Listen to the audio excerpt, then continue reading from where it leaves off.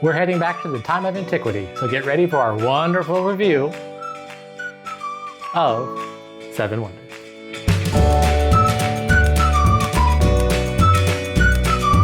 Seven Wonders is a card drafting set collection game where you're developing your civilization and building your wonder of the world.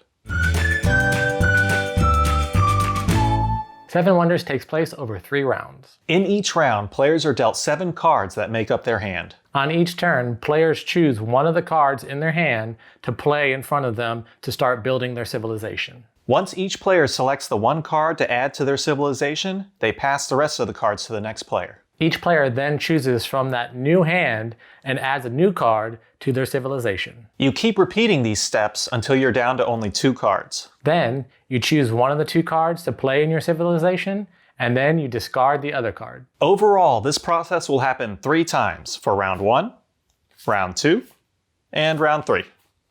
Over the course of the game, you can earn points by building up the best army, collecting money, or by accumulating points on the different colored cards that you collect for your civilization. At the end of the game, the player with the most points wins. When I first took it out of the box, the first thing I noticed once I got all the rule books and all the reference sheets out of the way were the beautiful player boards. So each player takes one of the 7 ancient wonders of the world, and that's the start of your civilization. So you're building on your player board. You could be at the Lighthouse of Alexandria, the Pyramids of Giza, the Hanging Gardens of Babylon, so on and so on. Everything's very efficient. It really emphasizes the artwork. And then, the places where you can put the cards or the little symbols, those don't really obstruct it or anything like that. So it's a very nice visual to have while I'm playing. The next thing I noticed were the cards. So on the backs of the cards, you have Roman numerals where you have 1, 2, and 3. But they're all really shiny, and one is bronze, one is silver, and one is gold. You turn them over, and all the cards also have beautiful artwork, just like the player boards. The big thing that I saw, I was like, ooh, shiny. But when you look at the artwork of the cards, I'm a real big fan of Greek myth and things like that. And the theming of all these, I just like it's got like a Greek myth atmosphere to it, or? Well, I would say they took from the 7 different civilizations where they all came from. Yeah, you have Olympia for the one. All the rest of them don't really take place over. No, I know.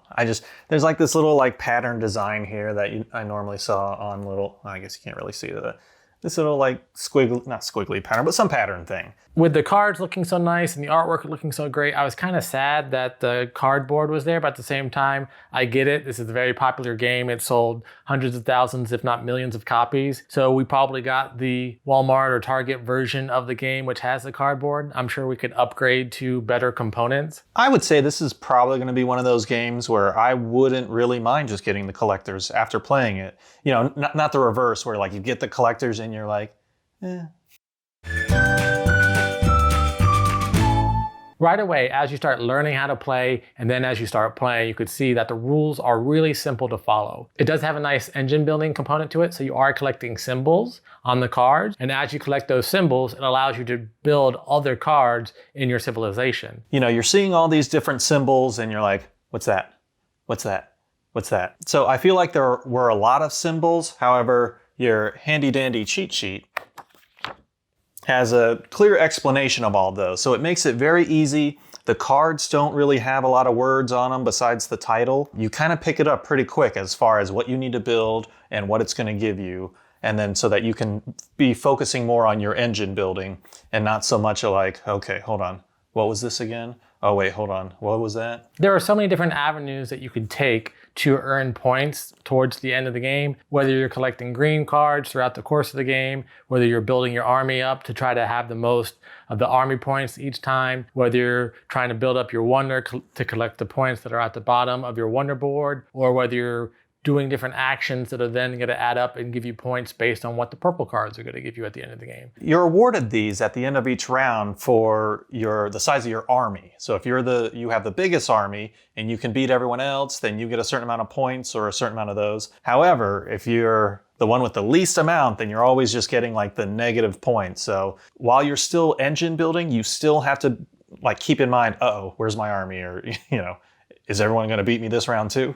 Now, we kind of played it out of order, not this game, but the games that we've played, because this game came out first and is probably the more popular game, more well-known game. However, we played It's a Wonderful World first, and the gaming mechanisms to both games are very similar in that you're getting 7 cards, you're picking one and then passing it along. The difference is with this game, it's much more intuitive. Oh, I get the card, I'm going to play the card, and then the symbols build up. This game does a much better job of the 2 games that we played. And I know that this game came out first. One question that always comes to mind whenever I hear 7 Wonders is I go through the list in my head. I'm like, what are the 7 Wonders again?